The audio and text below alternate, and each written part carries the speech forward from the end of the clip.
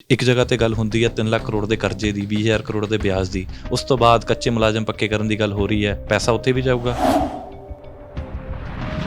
1,000 ਮਹਿਲਾਵਾਂ ਨੂੰ ਦੇਣ ਦੀ ਗੱਲ ਕਰ ਰਹੀ। ਇਸ ਚੀਜ਼ ਨੂੰ ਕਿੱਦਾਂ ਵੇਖ ਰਹੇ ਹੋ ਕਿ ਵਿਰੋਧੀ ਧਿਰ ਦੇ ਨਾਤੇ ਕਿਸ ਤਰੀਕੇ ਨਾਲ ਦੇਖ ਰਹੇ ਹੋ ਕਿ ਕਿੱਦਾਂ ਪੂਰਾ ਹੋਊਗਾ? ਹੁਣ ਅਸੀਂ ਜਿਹੜੇ ਪੰਜਾਬ ਦਾ ਭਲਾ ਕਰ ਰਹੇ ਨੇ, ਅਸੀਂ ਉਹਨਾਂ ਨੂੰ ਅੱਗੇ ਲੈ ਕੇ ਆ ਰਹੇ। ਰਾਘਵ ਚੱਡਾ ਨੇ ਪੰਜਾਬ ਦਾ ਕਹਿੰਦੇ ਭਲਾ ਕੀਤਾ ਤਾਂ ਉਹਨਾਂ ਨੂੰ ਤਾਂ ਅੱਗੇ ਲੈ ਮੈਂ ਤਾਂ ਭਗਵੰਤ ਮਾਨ ਜੀ ਨੂੰ ਇੱਕੋ ਗੱਲ ਕਹੀ ਸੀ ਵੀ ਇਹ ਨਵੀਂ ਸਲੇਟ ਵਾਂਗ ਆ, ਆਪਾਂ ਹੁਣ ਚੰਗੀ ਗੱਲ ਕਰ ਲਈਏ, ਕਿਉਂਕਿ ਇਕੱਲਾ ਇਨਕਲਾਬ ਦਾ ਨਾਅਰਾ ਲਾ ਕੇ ਇਨਕਲਾਬ ਨਹੀਂ ਆਉਣਾ, ਇਹਦੇ ਤੇ ਕੰਮ ਕਰਨਾ ਪਊਗਾ। ਕੀਤਾ ਸੀ। ਕਹਿੰਦੇ ਕਿ ਦਿੱਲੀ ਵਾਲਿਆਂ ਤੋਂ ਬਚ ਕੇ ਰਹੋ। ਮਤਲਬ ਇਹ ਦਿੱਲੀ ਬਹੁਤੀ ਸਖਾਵੀ ਨਹੀਂ ਹੁੰਦੀ, ਕਿਉਂਕਿ ਮੋਦੀ ਜੀ ਕਹਿੰਦੇ ਆ ਕਿ ਜਿਹੜੀ 2014 ਤੋਂ ਪਹਿਲਾਂ ਹਿੰਦੁਸਤਾਨ ਹੈ ਨਹੀਂ ਸੀ, ਇਹ ਹੁਣ ਇਹ ਨਾ ਕਿਤੇ ਕਹਿਣ ਲੱਗ ਪੈਣ ਵੀ 2022 ਤੋਂ ਪਹਿਲਾਂ ਪੰਜਾਬ ਹੀ ਹੈ ਨਹੀਂ ਸੀਗਾ। ਮਤਲਬ ਜੋ ਕਰਨਗੇ ਹੁਣ ਇਹੀ ਕਰਨਗੇ, ਕਿਉਂਕਿ ਇਹਨਾਂ ਦੇ ਵਿੱਚੋਂ ਮੇਰਾ ਖਿਆਲ ਹੈ 55-56 ਤਾਂ ਕਾਂਗਰਸ ਤੇ ਅਕਾਲੀ ਦਲ ਚੋਂ ਹੀ ਆਏ ਹੈਗੇ ਆ। ਪ੍ਰਤਾਪ ਬਾਜਵਾ ਦਾ ਇੰਟਰਵਿਊ ਕਰ ਰਿਹਾ ਸੀ, ਉਹ ਕਹਿ ਰਹੇ ਸੀ ਕਿ ਜਿਹੜਾ ਹੈ ਕਿ ਕਿਸੇ ਨੂੰ ਪਤਾ ਨਾ ਹੋਵੇ ਉਸਨੂੰ ਕਮਾਂਡ ਸੰਭਾਲਣਾ ਕਾਫੀ ਮੁਸ਼ਕਿਲ ਹੁੰਦਾ ਕਿਤੇ ਨਾ ਕਿਤੇ। ਉਹ ਸਿੱਧੇ ਆਪਣੀ ਪਾਰਟੀ ਦੇ ਉੱਪਰ ਸਵਾਲ ਚੱਕ ਰਹੇ ਨੇ ਕਿ ਜਿਹੜਾ ਲੰਬੀ ਰੇਸ ਦਾ ਘੋੜਾ ਨਹੀਂ ਉਹਨੂੰ ਨਹੀਂ ਦੌੜਾਉਣਾ ਚਾਹੀਦਾ।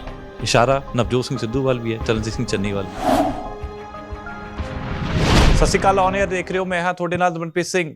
ਪੰਜਾਬ ਦੀ ਨਵੀਂ ਸਰਕਾਰ ਐਕਸ਼ਨ ਮੋਡ 'ਚ ਨਜ਼ਰ ਆ ਰਹੀ ਹੈ ਔਰ ਲਗਾਤਾਰ ਐਲਾਨ ਤੇ ਐਲਾਨ ਹੁੰਦੇ ਨਜ਼ਰ ਆ ਰਹੇ ਨੇ। ਅੱਜ ਇੱਕ ਇਤਿਹਾਸਿਕ ਫੈਸਲਾ ਜਿਹੜਾ ਕਿਹਾ ਜਾ ਰਿਹਾ ਕਿ ਲਿੱਤਾ ਗਿਆ, ਜਿਹਦੇ ਵਿੱਚ 35,000 ਕੱਚੇ ਮੁਲਾਜ਼ਮ ਪੱਕੇ ਕਰਨ ਦਾ ਦਾਅਵਾ ਕੀਤਾ ਗਿਆ ਕਿ ਜਲਦ ਤੋਂ ਜਲਦ ਜਿਹੜੇ ਨੇ ਉਹ 35,000 ਜਿਹੜੇ ਮੁਲਾਜ਼ਮ ਨੇ ਉਹ ਵੀ ਪੱਕੇ ਕਰ ਦਿੱਤੇ ਜਾਣਗੇ। ਕਾਂਗਰਸ ਤੋਂ ਸਾਬਕਾ ਕੈਬਨਿਟ ਮੰਤਰੀ ਸਾਡੇ ਨਾਲ ਮੌਜੂਦ ਨੇ, ਪ੍ਰਗਟ ਸਿੰਘ ਸਰ, ਕੀ ਕਹਿਣਾ ਚਾਹੋਗੇ ਇਸ ਐਲਾਨ ਨੂੰ 35,000 ਕੱਚੇ ਮੁਲਾਜ਼ਮ ਪੱਕੇ ਕਰਨ ਦਾ? ਨਹੀਂ ਦੇਖੋ, ਇਹਦਾ ਸਾਰਾ ਕੁਝ ਪ੍ਰੋਸੈਸ ਤਾਂ ਅਸੀਂ ਕੀਤਾ ਸੀਗਾ, ਇਹ ਤਾਂ ਹੁਣ ਬੇਸਿਕਲੀ ਚਲੋ ਸਰਕਾਰ ਇਹਨਾਂ ਦੀ ਆਈ ਹੈਗੀ ਆ, ਇਹਨੂੰ ਕੰਪਲੀਟ ਇਹ ਕਰਨਗੇ, ਕਿਉਂਕਿ ਜਿਹੜੇ ਵੀ ਅਸੀਂ ਡਿਸੀਜ਼ਨ ਲਏ ਸੀਗੇ ਔਰ ਉਹਦੀ ਇੰਪਲੀਮੈਂਟੇਸ਼ਨ ਨੂੰ ਘੱਟੋ ਘੱਟ 90 ਦਿਨ ਦਾ ਸਮਾਂ ਲੱਗਦਾ। ਬਿਊਰੋਕ੍ਰੇਸੀ ਇੰਨਾ ਟਾਈਮ ਲੈਂਦੀ ਹੈਗੀ ਆ, ਇਹ ਮੈਂ ਇਸ ਨੂੰ ਵੀ ਵੈਲਕਮ ਕਰਦਾ। ਸਰ, ਪਰ ਆਮ ਆਦਮੀ ਪਾਰਟੀ ਕਹਿੰਦੇ ਕਿ ਸਿਰਫ ਉਹ ਐਲਾਨ ਕਰ ਰਹੇ ਸੀ, ਅਸੀਂ ਪੂਰੇ ਕਰਾਂਗੇ। ਨਹੀਂ ਦੇਖੋ ਸਾਡੇ ਕੋਲ 90 ਦਿਨ ਸੀਗੇ, ਇਹਨਾਂ ਕੋਲ 5 ਸਾਲ ਹੈਗੇ ਆ। ਮੈਂ ਤਾਂ ਵੈਲਕਮ ਕਰਦਾ, ਮੈਂ ਕਿਹਾ ਫਿਰ ਵੀ ਮੈਂ ਵੈਲਕਮ ਕਰਦਾ, ਉਹ 'ਚ ਕੋਈ ਰੌਲੇ ਵਾਲੀ ਗੱਲ ਨਹੀਂ ਹੈ। ਪ੍ਰਗਟ ਜੀ, ਇੱਦਾਂ ਕਿੱਦਾਂ ਵੇਖਦੇ ਹੋ? ਕਿਉਂਕਿ ਇੱਕ ਜਗ੍ਹਾ ਤੇ ਗੱਲ ਹੁੰਦੀ ਹੈ 3 ਲੱਖ ਕਰੋੜ ਦੇ ਕਰਜ਼ੇ ਦੀ, 20,000 ਕਰੋੜ ਦੇ ਵਿਆਜ ਦੀ। ਉਸ ਤੋਂ ਬਾਅਦ ਕੱਚੇ ਮੁਲਾਜ਼ਮ ਪੱਕੇ ਕਰਨ ਦੀ ਗੱਲ ਹੋ ਰਹੀ ਹੈ, ਪੈਸਾ ਉੱਥੇ ਵੀ ਜਾਊਗਾ। 1,000 ਮਹਿਲਾਵਾਂ ਨੂੰ ਦੇਣ ਦੀ ਗੱਲ ਕਰ ਰਹੀ। ਇਸ ਚੀਜ਼ ਨੂੰ ਕਿੱਦਾਂ ਵੇਖ ਰਹੇ ਹੋ ਕਿ ਵਿਰੋਧੀ ਧਿਰ ਦੇ ਨਾਤੇ ਕਿਸ ਤਰੀਕੇ ਨਾਲ ਦੇਖ ਰਹੇ ਹੋ ਕਿ ਕਿੱਦਾਂ ਪੂਰਾ ਹੋਊ? ਆਉਣ ਵਾਲਾ, ਕਿਉਂਕਿ ਗਰੰਟੀਆਂ ਬਹੁਤ ਦਿੱਤੀਆਂ ਹੋਈਆਂ, ਆਉਣ ਵਾਲਾ ਸਮਾਂ ਦੱਸੂਗਾ। ਮੈਂ ਤਾਂ ਕਿਉਂਕਿ ਸ਼ੁਰੂਆਤ ਹੋਈ ਆ, ਜਿਹੜੇ ਰਾਜ ਸਭਾ ਦੇ ਵਿੱਚ 5 ਜਿਹੜੇ ਨਾਂ ਇਹਨੀ ਨੋਮੀਨੇਟ ਕੀਤੇ ਆ, ਉਹਦੇ ਵਿੱਚੋਂ 2 ਤਾਂ ਚਲੋ ਦਿੱਲੀ ਦੇ ਹੀ ਹੈਗੇ ਆ, ਪੰਜਾਬ ਦੇ ਹੈ ਹੀ ਨਹੀਂ, ਕਿਉਂਕਿ ਉਹ ਪੰਜਾਬ ਨਾਲ ਖੜਨਗੇ ਕਿ ਦਿੱਲੀ ਨਾਲ ਜਾ ਕੇ ਖੜਨਗੇ। ਆਬਜੈਕਸ਼ਨ ਕਿਉਂ ਉੱਠਦਾ ਰਾਜ ਸਭਾ ਦੇ ਉਹਨਾਂ ਸੀਟਾਂ ਦੇ ਉੱਪਰ? ਆਬਜੈਕਸ਼ਨ ਕਿਉਂ ਉੱਠ ਰਿਹਾ? ਕਿਉਂ ਬੋਲ ਰਹੇ ਹੈ? ਨਹੀਂ ਉੱਠਦਾ ਕਿਉਂਕਿ ਪੰਜਾਬ ਦੀ ਹਿੱਸੇਦਾਰੀ ਹੈਗੀ ਆ, ਪੰਜਾਬੀ ਹੋਣਾ ਚਾਹੀਦਾ। ਕੋਈ ਚੰਗਾ ਐਗਰੀਕਲਚਰ ਸਟੇਟ ਹੈਗੀ ਆ, ਪਿਛਲੇ ਸਮੇਂ ਦੇ ਵਿੱਚ ਕਿਸਾਨਾਂ ਨੇ ਸੰਘਰਸ਼ ਵੀ ਕੀਤਾ ਹੈਗਾ, ਅਤੇ ਕਿਉਂ ਨਹੀਂ ਕਿਸੇ ਇਹੋ ਜਿਹੇ ਕਿਸਾਨ ਨੂੰ ਉੱਥੇ ਭੇਜਿਆ ਜਾਂਦਾ ਜਿਹੜਾ ਉੱਥੇ ਜਾ ਕੇ ਆਪਣੀ ਐਗਰੀਕਲਚਰ ਦੀ ਗੱਲ ਕਰ ਸਕਦਾ। ਫਿਰ ਦੂਸਰੀ ਗੱਲ ਹੈ ਕਲੇਮ ਇਹ ਕਰਨਾ ਕਿ ਹਾਂ ਵੀ ਅਸੀਂ ਤਾਂ ਆਮ ਘਰਾਂ ਤੋਂ ਆ, ਆਮ ਜਿਹੜੇ ਹੈਗੇ ਆ, ਇਹ ਆਮ ਭੇਜੇ ਆ ਕਿ ਖਾਸ ਭੇਜੇ ਹੈਗੇ ਆ। ਇਹਨਾਂ ਦੀ ਵਲੰਟੀਅਰ ਪਿਛਲੇ ਸਮੇਂ ਲੁਧਿਆਣੇ ਦੇ ਵਿੱਚ ਮੰਗ ਕਰਦੇ ਸੀਗੇ ਕਿ ਹਾਂ ਵੀ ਇਸ ਕੰਪਨੀ ਨੂੰ ਜਿਹੜੀ ਔਕਸ਼ਨ ਜਿਹੜੀ ਹੋਈ ਹੈਗੀ ਸੀਗੀ, ਜਿਹੜੀ ਫਾਲਟੀ ਔਕਸ਼ਨ ਇਹ ਕਹਿੰਦੇ ਸੀਗੇ, ਅਤੇ ਉਹਦੀ ਇਹ ਇਨਕੁਆਇਰੀ ਹੁਣ ਕਰਾ ਲੈਣ, ਕਿਉਂਕਿ ਇਹਨਾਂ ਚ ਪਾਰਟੀ ਦੇ ਕਿੰਨੇ ਨੁਮਾਇੰਦੇ ਕਹਿੰਦੇ ਹੁਣ ਤਾਂ ਵਿਰੋਧੀਆਂ ਨੂੰ ਬੋਲਣ ਦਾ ਵੀ ਨਹੀਂ ਹੈ, ਕਿਉਂਕਿ ਵਿਰੋਧ ਤਾਂ ਹੁਣ ਖਤਮ ਵੀ ਕਰਤੇ ਅਸੀਂ। ਹੁਣ ਸਾਡੀ ਪੂਰੀ ਮੈਜੋਰਟੀ ਸਾਡੀ ਹੈ। ਹੁਣ ਅਸੀਂ ਜਿਹੜੇ ਪੰਜਾਬ ਦਾ ਭਲਾ ਕਰ ਰਹੇ ਨੇ, ਅਸੀਂ ਉਹਨਾਂ ਨੂੰ ਅੱਗੇ ਲੈ ਕੇ ਆ ਰਹੇ। ਰਾਘਵ ਚੱਡਾ ਨੇ ਪੰਜਾਬ ਦਾ ਕਹਿੰਦੇ ਭਲਾ ਕੀਤਾ ਤਾਂ ਉਹਨਾਂ ਨੂੰ ਤਾਂ ਅੱਗੇ ਲੈ ਕੇ ਆਏ ਹਾਂ। ਦੇਖੋ, ਇਹ ਇਹਨਾਂ ਦੀ ਵਰਸ਼ਨ ਹੋ ਸਕਦੀ ਆ, ਇਹਨਾਂ ਦੀ ਮਜਬੂਰੀ ਹੋ ਸਕਦੀ ਆ, ਪਰ ਇਹ ਗੱਲ ਪੰਜਾਬ ਨੂੰ ਕਿਤੇ ਨਾ ਕਿਤੇ ਬਹੁਤੀ ਸੂਟ ਨਹੀਂ ਕਰਦੀ ਹੈਗੀ। ਇਹ ਹੁਣ ਮੈਂ ਤਾਂ ਭਗਵੰਤ ਮਾਨ ਜੀ ਨੂੰ ਇੱਕੋ ਗੱਲ ਕਹੀ ਸੀ ਵੀ ਇਹ ਨਵੀਂ ਸਲੇਟ ਵਾਂਗ ਆ, ਆਪਾਂ ਹੁਣ ਚੰਗੀ ਗੱਲ ਕਰ ਲਈਏ, ਕਿਉਂਕਿ ਇਕੱਲਾ ਇਨਕਲਾਬ ਦਾ ਨਾਅਰਾ ਲਾ ਕੇ ਇਨਕਲਾਬ ਨਹੀਂ ਆਉਣਾ, ਇਹਦੇ ਤੇ ਕੰਮ ਕਰਨਾ ਪਊਗਾ। ਮੈਂ ਤਾਂ ਇਹਨਾਂ ਦੀ ਕਿਉਂ ਸਮਝਦੇ ਹੋ ਕਿ ਮਜਬੂਰੀ ਕਿਉਂ ਕਹਿ ਰਹੇ ਹੋ? ਕਿ ਕਿਉਂ ਮਜਬੂਰੀ? ਤੁਸੀਂ ਕਹਿ ਰਹੇ ਹੋ ਕਿ ਮਜਬੂਰੀ ਹੈ ਇਹਨਾਂ ਦੀ। ਰਾਘਵ ਚੱਡਾ ਇਹਨਾਂ ਦੀ ਮਜਬੂਰੀ ਹੋ ਸਕਦੀ ਹੈ। ਮੈਂ ਤਾਂ ਹਿੰਟ ਜਿਹਾ ਮਾਰਿਆ ਸੀ, ਮੈਂ ਕਿਹਾ ਦਿੱਲੀ ਕੋਈ ਬਹੁਤੀ ਸੁਖਾਵੀ ਨਹੀਂ ਹੁੰਦੀ। ਤੁਸੀਂ ਕੀਤਾ ਸੀ, ਕਹਿੰਦੇ ਕਿ ਦਿੱਲੀ ਵਾਲਿਆਂ ਤੋਂ ਬਚ ਕੇ ਰਹੋ। ਮਤਲਬ ਇਹ ਦਿੱਲੀ ਬਹੁਤੀ ਸੁਖਾਵੀ ਨਹੀਂ ਹੁੰਦੀ, ਕਿਉਂਕਿ ਮੋਦੀ ਜੀ ਕਹਿੰਦੇ ਆ ਕਿ ਜਿਹੜੀ 2014 ਤੋਂ ਪਹਿਲਾਂ ਹਿੰਦੁਸਤਾਨ ਹੈ ਨਹੀਂ ਸੀ, ਇਹ ਹੁਣ ਇਹ ਨਾ ਕਿਤੇ ਕਹਿਣ ਲੱਗ ਪੈਣ ਵੀ 2022 ਤੋਂ ਪਹਿਲਾਂ ਪੰਜਾਬ ਹੀ ਹੈ ਨਹੀਂ ਸੀਗਾ। ਕਿਉਂਕਿ ਗਲਤੀਆਂ ਹੁੰਦੀਆਂ, ਕੰਮ ਕਰਦੇ ਆ ਅਤੇ ਗਲਤੀਆਂ ਵੀ ਹੁੰਦੀਆਂ। ਜਿਹੜੀਆਂ ਗਲਤੀਆਂ ਅਸੀਂ ਕੀਤੀਆਂ ਉਹਦਾ ਖਮਿਆਜਾ ਅਸੀਂ ਭੁਗਤਿਆ। ਇਹ ਤਾਂ ਅੱਜ ਸ਼ੁਰੂਆਤ ਕੀਤੀ ਹੈਗੀ ਹੈ ਨਾ, ਅਤੇ ਉਹਦੇ ਵਿੱਚ ਇਹਨਾਂ ਦੇ ਵਲੰਟੀਅਰ ਜਿਹੜੀ ਮੰਗ ਕਰਦੇ ਸੀ, ਮੈਂ ਤਾਂ ਉਹਨੂੰ ਦੁਹਰਾਇਆ ਹੈਗਾ ਵੀ ਭਾਈ ਉਹ ਜਿਹੜਾ ਸੰਜੀਵ ਅਰੋੜਾ ਜਿਹੜਾ ਤੁਸੀਂ ਰਾਜ ਸਭਾ ਦੇ ਵਿੱਚ ਉਹਦੀ ਨੋਮੀਨੇਸ਼ਨ ਕਰਵਾਈ ਹੈਗੀ ਆ, ਉਹਦੀ ਕਮ ਸੇ ਕਮ ਇਨਕੁਆਇਰੀ ਕਰਾ ਲਓ। ਤਾਂ ਕਿ ਕਮ ਸੇ ਕਮ ਸਾਫ਼ ਸੁਥਰੀ ਗੱਲ ਤਾਂ ਸਾਹਮਣੇ ਆ ਜਾਵੇ। ਲਗਾਤਾਰ ਜਿਸ ਤਰੀਕੇ ਦੇ ਨਾਲ ਵਿਰੋਧੀ ਧਿਰ ਦਾ ਜਿੱਦਾਂ ਤੁਸੀਂ ਕਰਤੱਵ ਨਿਭਾ ਰਹੇ ਹੋ, ਕਹਿ ਰਹੇ ਹੋ, ਘੇਰ ਰਹੇ ਹੋ, ਸਮਝਦੇ ਕਿਉਂ? ਕਿਉਂਕਿ ਸਰਕਾਰ ਜਿਸ ਹਿਸਾਬ ਨਾਲ ਉਹ ਕਹਿੰਦੇ ਕਿ 70 ਸਾਲ ਜਿਹੜੇ ਨੇ ਬਰਬਾਦ ਹੋ ਚੁੱਕੇ ਨੇ ਲੋਕਾਂ ਦਾ, ਹੁਣ ਸਮਾਂ ਸਾਡੇ ਕੋਲ ਘੱਟ, ਹੁਣ ਘੱਟ ਸਮੇਂ ਦੇ ਵਿੱਚ ਸਾਰੇ ਪੰਜਾਬ ਦੇ ਕੰਮ ਕਰਦੇ ਨੇ। ਮੰਨਦੇ ਹੋ ਕਿ ਤੁਸੀਂ ਕਿਉਂਕਿ ਸੱਤਾ 'ਚ ਰਹੇ ਹੋ, ਕਾਂਗਰਸ ਤੋਂ ਰਹੇ ਨੇ, ਕਾਂਗਰਸ ਨੂੰ ਸਿੱਧਾ ਸਿੱਧਾ ਸਵਾਲ ਚੱਕੇ ਜਾ ਰਹੇ ਨੇ ਕਿ 70 ਸਾਲ ਰਾਜ ਕੀਤਾ, 70 ਸਾਲ 'ਚ ਕੀਤਾ ਕੁਛ ਨਹੀਂ ਪੰਜਾਬ। ਹਾਂ ਨਹੀਂ, ਪੰਜਾਬ ਦਾ ਕੁਛ ਵੀ ਨਹੀਂ ਹੋਇਆ, ਹਿੰਦੁਸਤਾਨ ਦਾ ਵੀ ਨਹੀਂ ਕੁਛ ਹੋਇਆ ਯਾਰ। ਗੱਲ ਇਹ ਹੈ ਕਿ ਜੋ ਹੋਇਆ, ਮੰਨ ਲਓ ਜੇ ਕਿਤੇ IITs ਬਣੀਆਂ ਹੈਗੀਆਂ, ਚਾਹੇ ਇਸਰੋ ਵਰਗੀਆਂ ਆਰਗੇਨਾਈਜੇਸ਼ਨਸ ਬਣੀਆਂ, ਹੁਣ ਮੋਦੀ ਜੀ ਇਹ ਗੱਲ ਕਹਿ ਰਹੇ ਆ, ਉਹਨੇ ਸਾਰੀਆਂ ਇੰਸਟੀਟਿਊਸ਼ਨ ਤੋੜ ਦਿੱਤੀਆਂ ਕਿ ਨਹੀਂ ਤੋੜਦੀਆਂ? ਕਾਂਗਰਸ ਨੇ ਫਿਰ ਵੀ ਕਿਤੇ ਨਾ ਕਿਤੇ, ਅੱਛਾ ਕਾਂਗਰਸ ਨੇ ਕੀ ਕੀਤਾ ਕਿ ਹਰ ਵਰਗ ਦੇ ਲੋਕਾਂ ਨੂੰ ਕਿਤੇ ਨਾ ਕਿਤੇ ਨਾਲ ਲੈ ਕੇ ਚੱਲੀ ਹੈਗੀ ਆ। ਮੈਂ ਨਹੀਂ ਕਹਿੰਦਾ ਗਲਤੀਆਂ ਵੀ ਹੋਈਆਂ, ਗਲਤੀਆਂ ਹੋਈਆਂ ਤਾਂ ਖਮਿਆਜਾ ਭੁਗਤ। ਇਹ ਕਹਿ ਦੇਣਾ ਵੀ ਹਾਂ ਵੀ ਪਿਛਲੇ 70 ਸਾਲ ਦਾ ਹੋਇਆ ਹੀ ਕੁਛ ਨਹੀਂ ਹੈ, ਮਤਲਬ ਜੋ ਕਰਨਗੇ ਹੁਣ ਇਹੀ ਕਰਨਗੇ, ਕਿਉਂਕਿ ਇਹਨਾਂ ਦੇ ਵਿੱਚੋਂ ਮੇਰਾ ਖਿਆਲ ਹੈ 55-56 ਤਾਂ ਕਾਂਗਰਸ ਤੇ ਅਕਾਲੀ ਦਲ 'ਚੋਂ ਹੀ ਆਏ ਹੈਗੇ ਆ। ਇਹਨਾਂ ਦੇ ਵਿੱਚੋਂ 55-56 ਤਾਂ ਅਕਾਲੀ ਦਲ ਤੇ ਕਾਂਗਰਸ 'ਚੋਂ ਹੀ ਆਏ ਹੈਗੇ ਆ।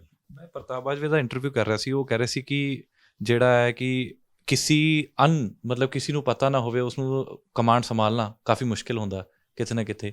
ਉਹ ਸਿੱਧੇ ਆਪਣੀ ਪਾਰਟੀ ਦੇ ਉੱਪਰ ਸਵਾਲ ਚੱਕ ਰਹੇ ਨੇ ਕਿ ਜਿਹੜਾ ਲੰਬੀ ਰੇਸ ਦਾ ਘੋੜਾ ਨਹੀਂ, ਉਹਨੂੰ ਨਹੀਂ ਦੌੜਾਉਣਾ ਚਾਹੀਦਾ। ਇਸ਼ਾਰਾ ਨਵਜੋਤ ਸਿੰਘ ਸਿੱਧੂ ਵੱਲ ਵੀ ਹੈ, ਚਰਨਜੀਤ ਸਿੰਘ ਚੰਨੀ ਵੱਲ ਵੀ ਹੈ। ਨਹੀਂ ਚਲੋ, ਮੈਂ ਤਾਂ ਕਹਿੰਦਾ ਦੇਖੋ ਗਲਤੀਆਂ ਹੋਈਆਂ ਹੈਗੀਆਂ, ਸਮੇਂ ਤੇ ਗਲਤੀਆਂ ਹੋਈਆਂ, ਉਹਨੂੰ ਹੁਣ ਕਹਿਣ ਦਾ ਕੋਈ ਬਹੁਤਾ ਫਾਇਦਾ ਨਹੀਂ ਹੋਊਗਾ, ਕਿਉਂਕਿ ਇਹ ਬੀਤੇ ਸਮੇਂ ਦੀਆਂ ਗੱਲਾਂ ਹੁੰਦੀਆਂ। ਸਾਨੂੰ ਸਾਰਿਆਂ ਨੂੰ ਇਕੱਠੇ ਹੋ ਕੇ ਇੱਕ ਚੰਗੀ ਟੀਮ ਵਾਂਗ ਅੱਗੇ ਵਧਣ ਦੀ ਜ਼ਰੂਰਤ ਹੁੰਦੀ ਹੈ। ਮੰਨਦੇ ਹੋ ਕਿ ਗਲਤੀਆਂ, ਤੁਸੀਂ ਜਿਸ ਤਰੀਕੇ ਨਾਲ ਮੰਨ ਰਹੇ ਹੋ ਕਿ ਗਲਤੀ ਸਾਡੀ ਹੋਈ ਹੈ, ਲੇਕਿਨ ਇਸ 'ਚ ਨੁਕਸਾਨ ਪੰਜਾਬ ਦਾ ਹੋਇਆ? ਨਹੀਂ, ਗਲਤੀਆਂ ਕਰੋਗੇ ਤਾਂ ਤੁਸੀਂ ਕੋਈ ਨਾ ਕੋਈ ਅਲਟੀਮੇਟਲੀ ਨੁਕਸਾਨ ਤਾਂ ਕਿਤੇ ਨਾ ਕਿਤੇ ਹੋਊਗਾ। ਮੈਂ ਤਾਂ ਕਦੋਂ ਕਹਿੰਦਾ ਵੀ ਨਹੀਂ ਹੋਊਗਾ, ਜਿੱਥੇ ਵੀ, ਕਿਉਂਕਿ ਜਿਹੜਾ ਲੋਕਾਂ ਦਾ ਮੈਂਡੇਟ ਹੈਗਾ ਤੁਹਾਨੂੰ ਐਕਸੈਪਟ ਕਰਨਾ ਪਊਗਾ।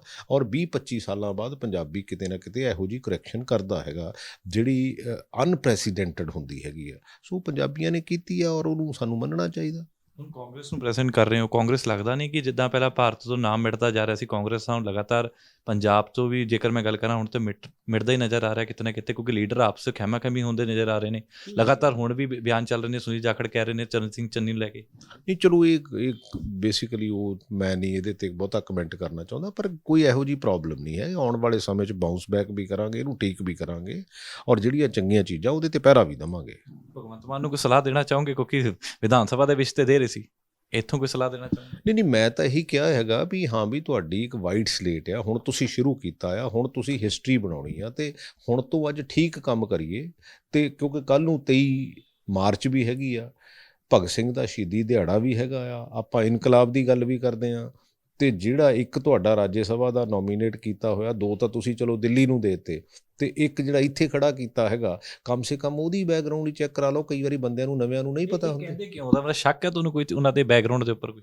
ਬਈ ਇਹਨਾਂ ਦੇ ਵਲੰਟੀਅਰ ਹੀ ਉੱਥੇ ਪ੍ਰੈਸ ਕਾਨਫਰੰਸ 'ਤੇ ਸਾਰਾ ਕੁਛ ਲੋਕਾਂ ਦੇ ਸਾਰਿਆਂ ਦੇ ਸਾਹਮਣੇ ਹੈਗੇ ਆ, ਇਸ ਕਰਕੇ ਮੈਂ ਕਹਿ ਰਿਹਾ, ਹੋਰ ਤਾਂ ਮੈਨੂੰ ਕੀ ਪ੍ਰੋਬਲਮ ਹੈ। ਸਿੱਖਿਆ ਨੂੰ ਕਿੱਦਾਂ ਵੇਖਦੇ ਹੋ? ਕਿਉਂਕਿ ਹੁਣ ਸਿੱਖਿਆ ਦਾ ਮੰਤਰਾਲੇ ਤੁਹਾਡੇ ਕੋਲ ਰਿਹਾ ਹੈ, ਹੁਣ ਨਵੇਂ ਸਿੱਖਿਆ ਮੰਤਰੀ ਬਣਾਏ ਗਏ ਨੇ, ਮੀਤ ਹੇਅਰ ਨੂੰ ਦਿੱਤਾ ਗਿਆ ਮੌਕਾ, ਦਿੱਤਾ ਗਿਆ। ਬਹੁਤ ਇੰਪੋਰਟੈਂਟ ਮਹਿਕਮਾ ਹੈਗਾ, ਮੈਂ ਸਮਝਦਾ। ਬਹਿਸ ਵੀ ਹੋ ਰਹੀ ਸੀ ਪੰਜਾਬ ਤੇ ਦਿੱਲੀ ਦੇ ਮਾਡਲ ਨੂੰ ਲੈ ਕੇ ਕਿ ਦਿੱਲੀ ਦਾ ਹੋ ਰਹੀ ਸੀ ਯਾਰ, ਕੋਈ ਇਹੋ ਜਿਹੀ ਗੱਲ ਨਹੀਂ ਆ। ਪੰਜਾਬ ਦਾ ਮਾਡਲ ਬਿਲਕੁਲ ਠੀਕ ਹੈਗਾ। ਐਕਚੁਅਲੀ ਕੀ ਹੁੰਦਾ ਕਿ ਹਰ ਬੰਦੇ ਨੂੰ ਐਂ ਲੱਗਦਾ ਹੁੰਦਾ ਵੀ ਪਿੱਛੇ ਕੁਝ ਨਹੀਂ ਹੋਇਆ ਅਤੇ ਹੁਣ ਜੋ ਕਰਨਾ ਅਸੀਂ ਕਰਨਾ ਹੈਗਾ। ਸੋ ਮੈਂ ਨਹੀਂ ਇਹ ਸਮਝਦਾ, it is a continue process ਹੁੰਦਾ। ਔਰ ਉਹਦੇ ਵਿੱਚ ਜੇ ਕਿਤੇ ਵੀ ਮੀਤ ਹੇਅਰ ਹੋਣਾ ਨੂੰ ਵੀ ਜੇ ਕਿਤੇ ਮੈਂ ਜਿੰਨਾ ਕੁ 3 ਮਹੀਨੇ 'ਚ, ਨਹੀਂ ਡੈਫੀਨੇਟਲੀ ਕਿਉਂ ਨਹੀਂ, 3 ਮਹੀਨੇ 'ਚ ਜਿੰਨਾ ਮੈਂ ਸਮਝ ਸਕਿਆ, ਸਪੋਰਟਸ ਦੀ ਮੇਰੀ ਆਪਣੀ ਬੈਕਗਰਾਊਂਡ ਹੈਗੀ ਆ। ਸੋ ਜੇ ਕੋਈ ਚਾਹਣਗੇ ਤਾਂ ਕੋਈ ਪ੍ਰੋਬਲਮ ਨਹੀਂ ਹੈ। ਮੈਂ ਤਾਂ ਹਮੇਸ਼ਾ ਜੇ ਪੰਜਾਬ ਲਈ ਕੁਛ ਵੀ ਆਮ ਆਦਮੀ ਪਾਰਟੀ ਚੰਗਾ ਕਰੂਗੀ ਤਾਂ ਮੈਂ ਵੈਲਕਮ ਵੀ ਕਰੂੰਗਾ। ਮੈਂ ਕੋਈ ਜਸਟ ਫॉर ਦਾ ਸੇਕ ਆਫ ਕ੍ਰਿਟਿਸਿਜ਼ਮ ਨਹੀਂ ਕਦੀ ਕ੍ਰਿਟੀਸਾਈਜ਼ ਕੀਤਾ। ਲਗਾਤਾਰ ਨਾ ਜਦੋਂ ਤਾਂ ਸਰਕਾਰ ਚੇਂਜ ਹੋਈ ਹੈ, ਕਾਫੀ ਪੰਜਾਬ ਦੇ ਵਿੱਚ ਬਦਲਾਅ ਵੇਖਣ ਨੂੰ ਮਿਲ ਰਿਹਾ। ਕਿਤੇ ਨਾ ਕਿਤੇ ਸਪੋਰਟਸ ਦੇ ਖਿਡਾਰੀ ਵੀ ਪੰਜਾਬ ਤੋਂ ਕਿਤੇ ਨਾ ਕਿਤੇ ਘਟਦੇ ਜਾ ਰਹੇ ਨੇ। ਸੰਦੀਪ ਨੰਗਲ ਦੀ ਗੱਲ ਕਰ ਲਾਂ, ਕਿਸ ਤਰੀਕੇ ਨਾਲ ਅਟੈਕ ਹੋਇਆ, ਲਾਅ ਐਂਡ ਆਰਡਰਸ ਕਿਤੇ ਨਾ ਕਿਤੇ ਬਿਲਕੁਲ ਹਿੱਲੇ ਜੁਲੇ ਨਜ਼ਰ ਆ ਰਹੇ ਨੇ। ਇਹਨੂੰ ਲੈ ਕੇ ਕਿਤੇ ਸਵਾਲ ਚੱਕੇ ਨੇ ਵਿਧਾਨ ਸਭਾ ਦੇ ਵਿੱਚ ਅੱਜ? ਦੇਖੋ, ਇਹ ਤਾਂ ਹਜੇ ਕਿਉਂਕਿ ਨਾ ਤਾਂ 0 ਆਵਰ ਸੀਗਾ, ਨਾ ਕੁਐਸਚਨ ਆਵਰ ਸੀ, ਸੋ ਇਸ ਕਰਕੇ ਹੁਣ ਉੱਥੇ ਗੱਲ ਕੀਤੀ ਨਹੀਂ। ਕੋਈ ਪਾਰਟੀ ਦੇ ਵੱਲੋਂ ਕੋਈ ਐਕਸ਼ਨ ਲਿੱਤਾ ਜਾਊਗਾ? ਡੈਫੀਨੇਟਲੀ ਅਸੀਂ ਇਹਨੂੰ ਰਾਈਟ ਪਲੇਟਫਾਰਮ 'ਤੇ ਡੈਫੀਨੇਟਲੀ ਗੱਲ ਕਰਾਂਗੇ। ਤਾਂ ਬਿਲਕੁਲ ਕਈ ਮਸਲਿਆਂ ਦੇ ਉੱਪਰ ਜਿਹੜੀ ਗੱਲਬਾਤ ਹੋਈ ਹੈ, ਔਰ ਸਾਫ਼ ਤੌਰ 'ਤੇ ਕਹਿ ਰਹੇ ਨੇ ਕਿ ਪੰਜਾਬ ਸਰਕਾਰ ਨੂੰ ਜੇਕਰ ਨਵਾਂ ਮੌਕਾ ਮਿਲਿਆ, ਆਮ ਆਦਮੀ ਪਾਰਟੀ ਨੂੰ ਮੌਕਾ ਮਿਲਿਆ, ਤਾਂ ਉਸ ਮੌਕੇ ਦੇ ਉੱਪਰ ਜਿਹੜੇ ਨੇ ਖਰੇ ਉਤਰਨ। ਕੈਮਰਾਮੈਨ ਸੁਖਦੇਵ ਦੇ ਨਾਲ ਦਨਪ੍ਰੀਤ ਸਿੰਘ, ਔਨ ਏਅਰ, ਚੰਡੀਗੜ੍ਹ।